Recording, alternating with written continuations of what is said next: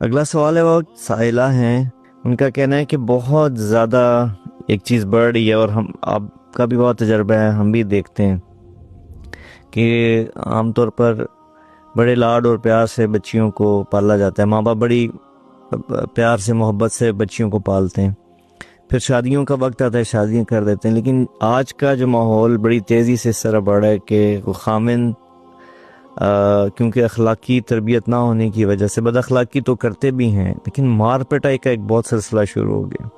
نوجوان بچے لڑکے ہوتے ہیں، اور بہت زیادہ جب کسی بات ان کو غصہ آتا ہے تو وہ اپنے ہاتھ اٹھانے سے بالکل بھی گریز نہیں کرتے، اور بلا سوچے سمجھے ایسی شدت کے ساتھ پٹائی کر دیتے ہیں۔ تو ان کا سوال ہے کہ آپ ان نوجوانوں کو کچھ کہیں، کوئی نصیحت کریں کہ اتنی لاڈ سے بیائی بچیوں کے ساتھ ایسا رویہ اپنانا۔ جی، جب مدینے میں ایک ماحول قائم ہو گیا اور ایک اجتماعی شکل قائم ہو گئی، معاشرت قائم ہو گئی، تو عورتوں نے آ کر حضرت عائشہ سے کہا کہ ہمارے خامد ہمیں مارتے ہیں۔ تو حضرت عائشہ نے اللہ کے نبی کو ذکر کیا، آپ کا چہرہ غصے سے لال ہو گیا، اور آپ نے کہا سب لوگوں کو مسجد میں جمع کرو۔ تو سارے مردوں کو مسجد میں جمع کیا، کہ وہ انسان ہی نہیں جو عورت پہ ہاتھ اٹھاتا، وہ انسان ہی نہیں جو عورت پہ ہاتھ اٹھاتا،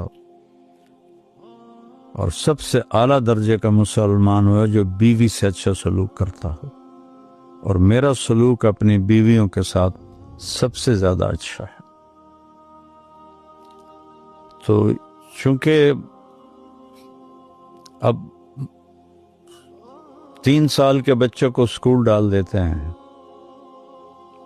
اس کی عقل تو پہلے ہی مار کے رکھ دیتا، فیوچر بن جائے۔ اب یہ تیرا بیٹا 3 سال کا پوتا، میں اس کو دیکھتا ہوں تو میں لرز جاتا ہوں کہ اس عمر میں مائیں بچے کو اسکول چھوڑ کے آتی ہیں۔ ٹیچر آئی چند دن پہلے، 2.5 سال کے بچے کو ماں باپ چھوڑ کے آ رہے ہیں، 2.5 سال کا بچہ، دونوں جابین ہیں میاں بیوی، تو سب سے قیمتی دولت کو کوڑیوں میں ضائع کر دیتے۔ یہ بڑے ہو کے اچھے انسان نہیں بن سکتے۔ 7 سال تک تو اللہ کا میرا نبی کہتا نماز کا بھی نہ کہو، تو 7 سال تک کیا کرو؟ گود دو، محبت دو، تاکہ تمہاری چیزیں ٹرانسفر ہوں، بلوٹوتھ آن کرو، جس سے ڈاٹا شفٹ ہو۔ اتنا بڑا بستہ 3 سال کے بچے کو اٹھا کے بھیج دو تو اس کے نیورون ہی جل جاتے ہیں، اس کی فائلیں ساری جل جاتی ہیں۔ اس میں میں 11 سال کا تھا جب ابا جی نے مجھے اسکول بھیج دیا،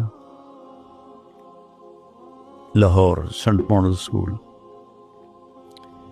میرے دل سے ماں باپ کی محبت مر گئی، مرتے دم تک زندہ نہیں ہو سکی۔ تبلیغ کے بعد میں ان کا فرما بردار بن گیا۔ پہلے میں گستاخ تھا، بدتمیز تھا۔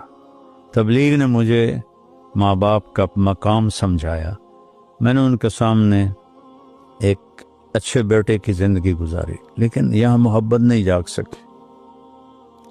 اور طاہر میاں نے میٹرک تک گھر میں ٹائم گزارا، تو جس طرح اس کا اظہار محبت ہوتا تھا ماں کے ساتھ، میں اپنی بیگم سے کہتا کہ جیسے طاہر میاں ماں سے لاڈ کرتا ہے، میرے اندر تجھے بات اٹھتی ہی نہیں ہے۔ افسوس ہوتا ہے، لیکن میں کیا کروں، میرے اندر پیدا ہی نہیں ہوتی۔ میں تو 11 سال کا تھا، یہ 3 سال کے بچے کو چھوڑ کے آتے ہیں، تو وہ کہاں اس بیچارے، اس سے بڑا ظلم کیا ہوگا۔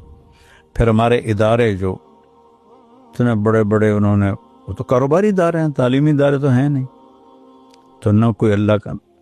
مجھے پھر بات یاد ہے کہ میٹرک تک ملائیشیا کے اسکول میں پڑھنے والے مسلم بچے بچیاں پورے دین کی تعلیم حاصل کر چکے ہوتے، انہیں اپنے دین کا پتہ ہوتا۔ اور میں نے ایک نوجوان سے پوچھا کیا نام ہے، کہنے لگا عمر۔ میں نے کہا حضرت عمر کو جانتے ہو؟ کہنے لگا نام تو سنا ہے۔ پھر آگے کو ایجوکیشن ہے، جو جس نے بوائے فرینڈ گرل فرینڈ کا کلچر یہاں زندہ کر دیا، جو یورپ کا کلچر ہے۔ اسلام میں زنا کا تو کوئی کسی طرف سے بھی کسی بھی مذہب میں زنا جائز نہیں ہے، کسی بھی مذہب میں، چاہے وہ مذہب آج غلط ہے چاہے صحیح ہے، لیکن یہ بوائے فرینڈ گرل فرینڈ کے نام سے کھلے عام زنا ہو رہا ہے۔ تو اس ماحول سے نکلا ہوا بچہ، اس سے آپ کیا توقع کرتی ہیں کہ وہ بیوی سے اچھا سلوک کرے گا؟ جو اس طرح مار پیٹ کرنے والے ہوں طلاق لے لیا کریں اللہ کے واسطے، یہ جانوروں کی طرح ہوتے ہیں، یہ نہیں سیکھتے۔ اپنی بیٹی کو ہم لوگ قربان کر دیتے، تو صبر کر تو صبر کر تو صبر کر، بیچاری گھٹ گھٹ کے مر جاتی ہیں، کئی لڑکیوں نے خودکشیاں کر دی۔ تو اگر ایسا کوئی معاملہ ہو تو میں تو صاف بات کہتا ہوں کہ اگر وہ اس سے نہیں رکتا طلاق لے لے۔